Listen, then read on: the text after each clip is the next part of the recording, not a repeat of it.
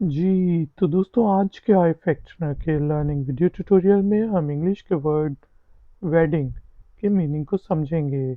Word wedding को use करते हुए इंग्लिश में 3 सेंटेंसेस बनाएंगे, उनकी ट्रांसलेशन को समझेंगे। ट्यूटोरियल गौर से सुने क्योंकि आखिर में है एक एक्सरसाइज। तो शुरू करते हैं जी अपना आज का iFactner का लर्निंग वीडियो ट्यूटोरियल।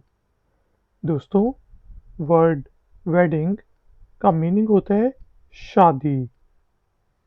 जैसे मैं कह सकता हूँ I am going to attend your wedding ceremony, कि मैं आपकी शादी का फंक्शन अटेंड करूँगा।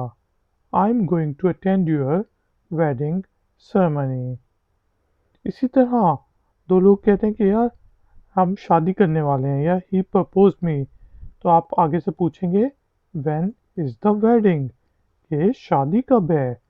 When is the wedding. एक और सेंटेंस बना लेते हैं। जैसे मैं कह सकता हूँ कि दे डांस्ड इन द वेडिंग, कि उनने शादी में नाचा, डांस किया। दे डांस्ड इन द वेडिंग। दोस्तों, अब आपको वेडिंग का मीनिंग समझ आ गया होगा।